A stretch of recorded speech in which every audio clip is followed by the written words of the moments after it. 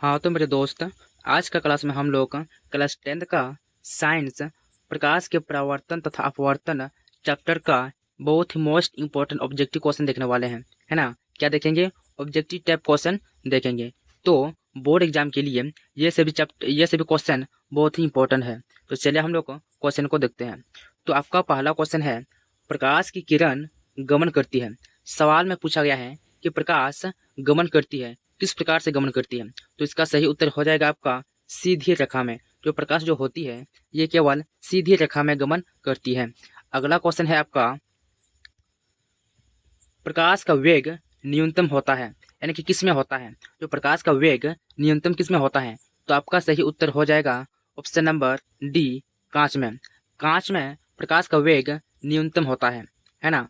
तो अगला क्वेश्चन है, मोटर गाड़ी के चालक के सामने लगा रहता है ना। जो मोटर गाड़ी के चालक के सामने लगा होता है, तो क्या लगा होता है भाई? उत्तल दर्पण। कैसा दर्पण? उत्तल दर्पण, है ना। उसके बाद अगला क्वेश्चन है आपका, मोटर कार के हेडलाइट में किसका प्रयोग किया जाता है। यहाँ पर सवाल में पूछा गया है कि मोटर कार यानी कि चरचक्का में जो हेडलाइट होते हैं उसमें किसका उपयोग होता है, यानी कि किस दर्पण का उपयोग होता है। तो आप सभी जानते होंगे कि उसमें अवतल दर्पण का उपयोग होता है। तो उसी प्रकार अगला क्वेश्चन है, समतल दर्पण द्वारा बना प्रतिबिंब कैसे होता है। ये हमसे पूछा गया है कि जो समतल दर्पण होता है उसमें प्रतिबिंब किस प्रकार से बनता है। तो बनता है काल्पनिक। तो इसका सही उत्तर हो जाएगा ऑप्शन नंबर बी। उसके बाद अगला क्वेश्चन है, लेंस की क्षमता का एसआई मात्रक क्या होता है। सवाल में पूछा गया है कि जो लेंस होता है उसका एसआई मात्रक क्या होता है। तो लेंस का एसआई मात्रक होता है डायोप्टर। क्या होता है? डायोप्टर होता है। उसके बाद अगला क्वेश्चन है, प्रकाश की किरणों का पथ दर्शाने के लिए चित्र को कहा जाता है। यानी कि सवाल में पूछा गया है जो प्रकाश की किरण का पथ दर्शाने वाले जो चित्र होता है उसको क्या कहते हैं। तो आपका सही उत्तर होगा किरण आरेख, है ना। क्या होगा?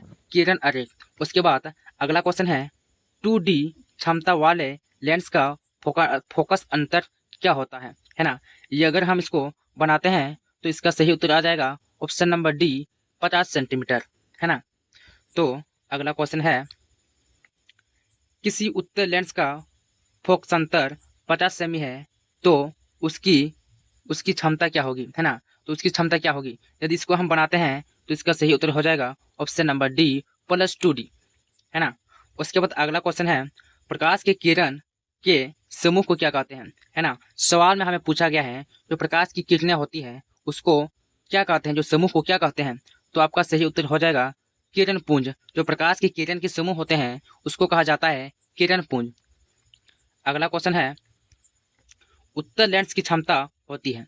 जो उत्तल लेंस की क्षमता होती है कैसे होती है, यह हमें पूछा गया है। तो आप सभी जानते होंगे कि जो उत्तल लेंस की क्षमता होती है वे हमेशा धनात्मक होता है, यानी कि पॉजिटिव होता है ना।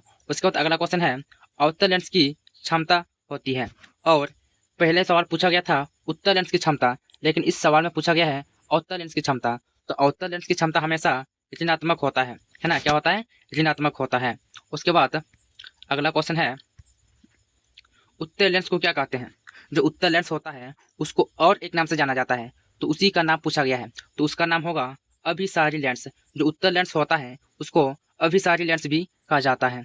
उसके बाद अगला सवाल है, यहाँ पर अवतल लेंस को पूछा गया है कि अवतल लेंस को क्या कहा जाता है, यानी कि अवतल लेंस को दूसरा नाम क्या है ना। अवतल लेंस का दूसरा नाम क्या है। तो यहाँ पे आपका सही उत्तर हो जाएगा अपसारी लेंस। जो अवतल लेंस होता है उसको अपसारी लेंस से भी कहा जाता है।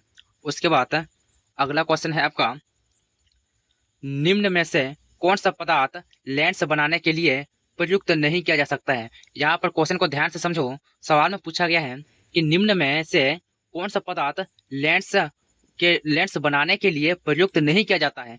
तो जल भी उपयोग किया जाता है, कांच भी, प्लास्टिक भी, लेकिन जो मिट्टी होता है इसको उपयोग नहीं किया जाता है। यानी कि 15 नंबर का सही उत्तर हो जाएगा आपका क्या? ऑप्शन नंबर डी, मिट्टी। जो मिट्टी होता है इसको लेंस बनाने के लिए प्रयुक्त नहीं किया जा सकता है ना। उसके बाद अगला सवाल है, किस दर्पण से हमेशा वस्तु से छोटा प्रतिबिंब प्राप्त होता है। तो इसका सही उत्तर हो जाएगा आपका ऑप्शन नंबर बी, उत्तल लेंस।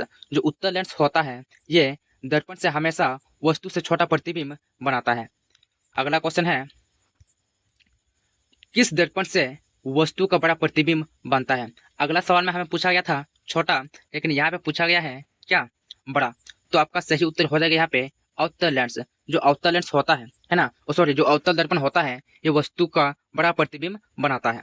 उसके बाद अगला सवाल है, प्रकाश के परावर्तन के कितने नियम होते हैं? ये तो बहुत ही आसान सवाल है, आप सभी जानते होंगे पिछले कक्षा में भी या छोटा क्लास में भी कि जो प्रकाश के परावर्तन के नियम जो होते हैं ये केवल 2 होते हैं, है ना।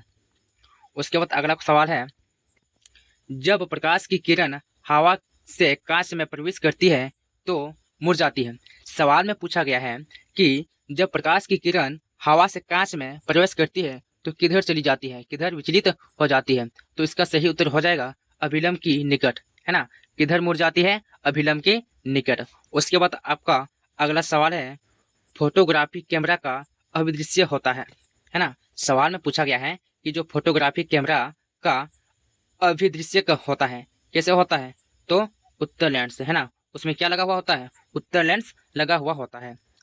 उसके बाद अगला सवाल है, साइड मिरर के रूप में प्रयुक्त होता है। जो बाइक के जो साइड में पीछे देखने के लिए, पीछे के गाड़ी देखने के लिए जो दर्पण है ना, जो आईना लगा हुआ होता है वह किस प्रकार का दर्पण होता है? तो क्या हो जाएगा? उत्तल दर्पण होता है। कैसे दर्पण? उत्तल दर्पण होता है।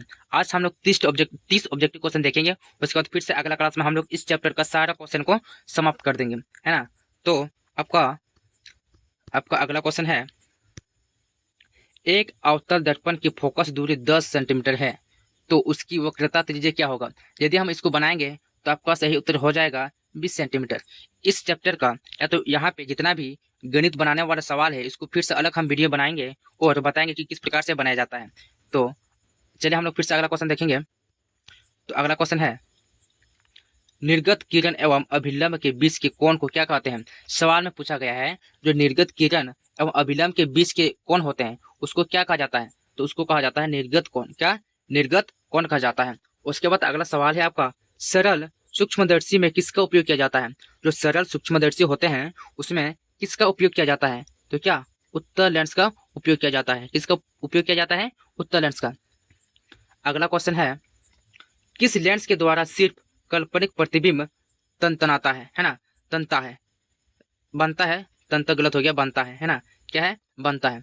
तो यहाँ पे आपका सही उत्तर हो जाएगा अवतल, है ना, है ना। अवतल लेंस के द्वारा सिर्फ काल्पनिक प्रतिबिंब बनता है। यहाँ पर क्या होगा? बनता, मिस्टेक हो गया, है ना।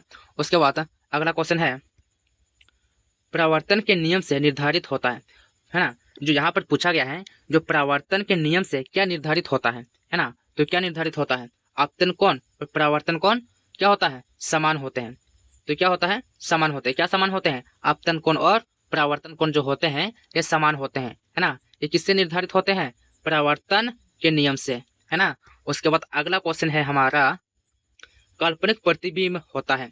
जो काल्पनिक प्रतिबिंब होता है ये कैसे होता है? उल्टा होता है कि सीधा होता है? तो आप सभी जानते होंगे, और नहीं जानते हो तो यहाँ ध्यान से देखो। जो काल्पनिक प्रतिबिंब होता है ये हमेशा सीधा होता है ना। कैसे होता है? सीधा होता है। उसके बाद अगला सवाल है, लेंस में मुख्य फोकस की संख्या कितना होती है? जो लेंस होता है उसमें मुख्य फोकस की संख्या जो होती है वो कितना होती है?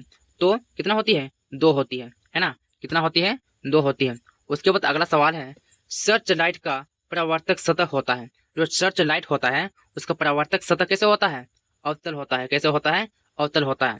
उसके बाद हमारा लास्ट 30वां सवाल है ना, दाढ़ी बनाने में कौन सा दर्पण प्रयुक्त होता है ना। जो सैलून में दाढ़ी बनाया जाता है तो वहां पर कौन सा दर्पण प्रयुक्त होता है? कौन सा दर्पण? अवतल दर्पण, है ना।